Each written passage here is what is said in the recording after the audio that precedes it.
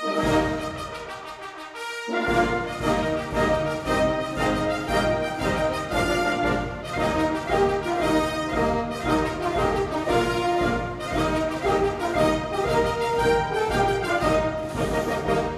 week in Limbourgeois. Handelaren bereiden zich voor op de kunstbeurs TEFAF Maastricht.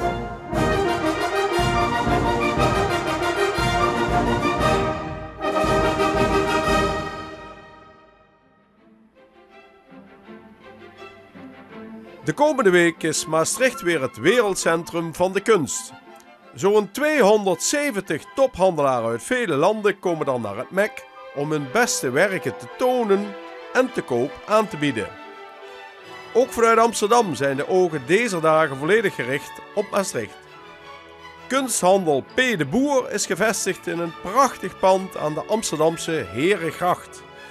De specialiteit is hier oude meesters uit vooral de 17e eeuw. Een galerie in zo'n grachtenpand midden in Amsterdam, dat is tegenwoordig toch tamelijk uniek, denk ik, hè? Om dat te kunnen krijgen, niet? Ja, dat klopt. Ja. Ik ken weinig mensen die er zo ruim bij zitten als wij. En dat is al van oudsher dat u hier zit? Ja, het is het pand is gekocht door mijn oudoom. Ja. Die zat eerst aan de andere kant van de Vijzelstraat, is toen hier naartoe verhuisd. Dus we zitten hier al ruim 70 jaar, 75 jaar bijna. En altijd als kunsthandel? Ja, altijd als kunsthandel. En ook altijd oude meesters? Ja, we zijn een van de weinigen die eigenlijk nog alleen oude meesters doen. Ja. Hoezo een van de weinigen? Is het niet meer interessant genoeg? Of is de markt zo veranderd? De markt is niet makkelijk. Het is moeilijk om goede dingen te vinden. Dus ik zie mensen ook steeds meer naar latere dingen kijken. Of jongere dingen eigenlijk. Ja. En is dat omdat er te weinig aanbod is uit collecties, hè? Want de oude meesters worden nu eenmaal niet meer gemaakt. Of dat de smaak van de markt het is een combinatie van de twee. Ja. De oude meesters zijn nog prima te verkopen, maar de smaak is wel veranderd de afgelopen jaren. Ja. Dus ik koop ook niet meer wat ik 10, 15 jaar geleden kocht.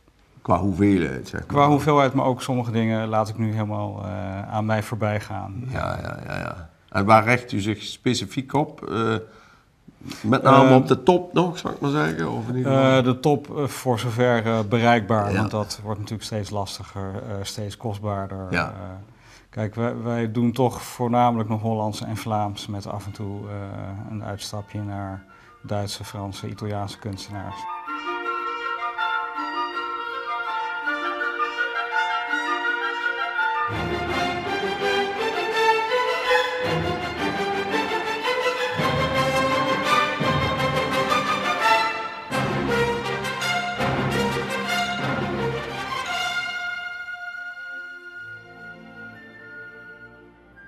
En je ziet ook wel tegenwoordig op TEFAF in Maastricht dat galeriehouders met oude meesters, dat die dan af en toe wat moderns of hedendaags ertussen hebben hangen. Ja. Wat is daar de gedachte achter? Maar u doet dat niet dan, neem ik aan. Nee.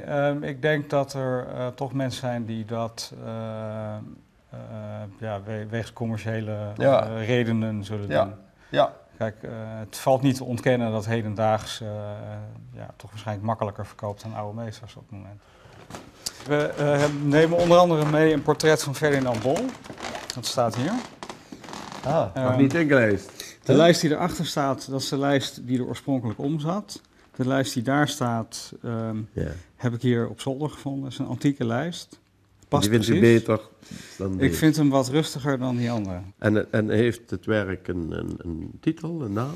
Het is vooralsnog portret van een onbekende man, helaas. Okay. Maar er is nu nog een kunsthistoricus bezig met wat onderzoek. Dus ik hoop dat er nog de identiteit van de zitter nog Want dat kan bijvoorbeeld de prijs verhogen als u daar meer van weet of hoe werkt dat? Als het een bekend persoon is natuurlijk wel, maar het is ook interessant om het hele plaatje compleet te hebben. Ja. Hoe lang staat u al op TEFAF? Als ik het goed heb, sinds 1974, dus voordat het TFAF heet al. Ja. Dat zal dan 75 zijn, want daarvoor was nog niks. Oké, sorry. Dan was het 5 of 76. Ja. Ik geloof dat we de eerste editie niet hebben gedaan. De tweede. Wel. Is er nog een ander werk wat hier hangt of staat dat naar Maastricht gaat? Dit gaat naar Maastricht. Dit gaat naar Maastricht. Dat. Dit komt waarschijnlijk niet bij ons te hangen, dit wel. Oké. Dit is een heel curieus landschap van Rotterdamse schilder, genaamd De Villiers. Ja. Er was een tentoonstelling in het Rijksmuseum over Hercules Segers. En daar heeft hij, daar is hij mee bekend geweest, dat kan niet anders. Ja. Iemand vroeg mij gisteren waar dit geschilderd is. Ik zou het niet weten, ik denk fantasie. Maar hij moet bekend zijn geweest met het werk van Segers. Ja, prachtige lichteffecten. Hè? Ja.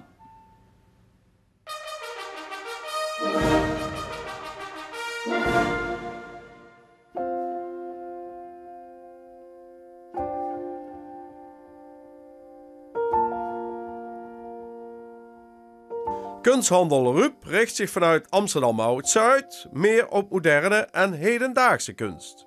Ik ben, toen ik in 86 begon, ben ik met de Haagse school en Amsterdamse school begonnen. En ik ben er nu helemaal getransformeerd naar wat ik nu doe. Ja. Ook omdat ik voorzag dat in de crisis het zal heel erg moeilijk zijn om met typisch Nederlandse producten aan de markt te komen. Met die hele globalisering. Ja. En dan ook dus die crisis erbij. Ja. Dus ik ben internationaler gaan denken. Ja. En sinds wanneer komt u in Maastricht? Sinds 1987. Dus gelijk bij het begin van de galerie in feite dan? Of? Ja, een jaar later. Ja. En dat altijd volgehouden? En altijd volgehouden, want als je het niet volhoudt en als je 1 keer overslaat, dan is het heel moeilijk om weer terug te komen. Ja. Dus het is geen optie om er even mee op te houden. Zo streng zijn ze wel. Ja, zeker. Dan zeggen ze dat er 40 mensen voor jou in de wacht staan. Dus Ja. En wat betekent TFAF voor de galerie? Heel belangrijk. Ik haal er waarschijnlijk zoiets van 1/3 van mijn jaaropbrengst daaruit. Jaaromzet. Het is ook dat je al je klanten weer ziet. Dus het is ook een beetje een hereniging, een kennismaking weer. Contact onderhouden. Nieuwe contacten waarschijnlijk. Ja, dat is echt wel heel belangrijk. En vooral Nederlandse klanten? Of? Nee, Duitse, vooral Engelse, Franse en Belgische. Niet zoveel Amerikanen meer, die komen niet meer. Nee. Dat is heel jammer. Die denken dat Europa in brand staat. Precies. Ja. Eén aanslagje en ze komen niet meer. Nee. En dan hebben we ook nog de concurrentie van TFAF New York. Ja. Dus waarom zou ze hier naartoe komen? Ja. Dat is jammer. En ziet u dat als een concurrentie voor TFAF Maastricht? Eigenlijk wel, ja. Ik begrijp het wel. Ik begrijp wel dat ze hun vleugels uitslaan. Maar het had ook in Miami kunnen zijn of Los Angeles. Tuurlijk. Zoals Art Basel dat ook doet in feite. Ja, precies. Dus kennelijk is er wel iets voor te zeggen om met je merk een beetje de wereld op te gaan. Ja, een merkversteviging. Ja. Maar voor uzelf had het niet per se gehoeven? Nee. Ze hadden ook kunnen doen, wat ik altijd voorgesteld heb, is meer een soort satellietbeursjes eromheen organiseren. Het is maar de vraag of Maastricht dat aan zou kunnen. Maar dat had je samen met Aken kunnen doen, zoiets. Ja, bijvoorbeeld. En hier hangt werk dat u meebrengt naar Maastricht? Zeker, ja. Het valt mij op deze foto, maar dan denk ik, oei, dat is misschien een meisje die net de geest heeft gegeven, maar dat weet ik niet zeker. Of een jongen, maar Desiree Dolron, dat is de fotograaf hiervan, die wil jou dat zelf laten afvragen. Dus die laat het helemaal in het midden. En ook of het kind nog in leven is of niet, dat weten we eigenlijk ook niet. Ja.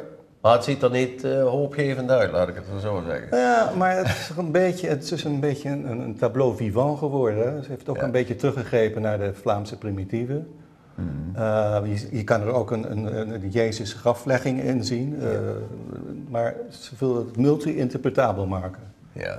En het grappige is, dus, dit is dus heel ouderwets, maar deze vrouwen hebben allemaal prachtige jurken aan van een Britse ontwerper die net overleden is in 2010. Dus voordat zij zo'n foto uitgeeft, het kost daar ongeveer een jaar.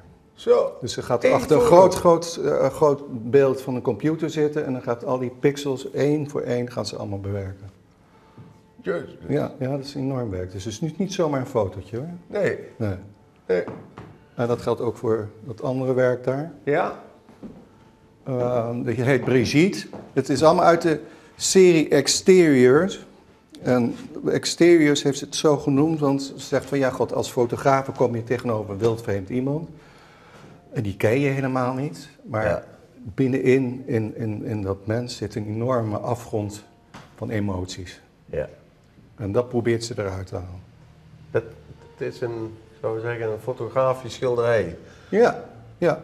Maar het zijn mensen, toen ik naar het Singermuseum ging, en dan zie je dit werk 2 keer zo groot. Ja.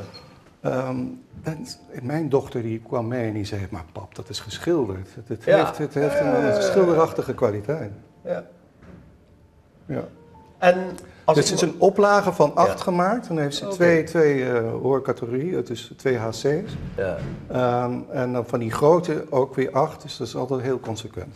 Ja. Dus het is vrij zeldzaam, zo kun je zeggen. En als iemand daar een jaar mee bezig is, dan betaal je ook de prijs alleen al vanwege de tijd die erin gestoken is, of niet? Ja, dus zo'n foto komt neer op 62.000. Ja. En grote foto's, die zijn al op de veiling voor 175.000 gegaan. Alsjeblieft. Daar moet je dat ook voor betalen. Ja.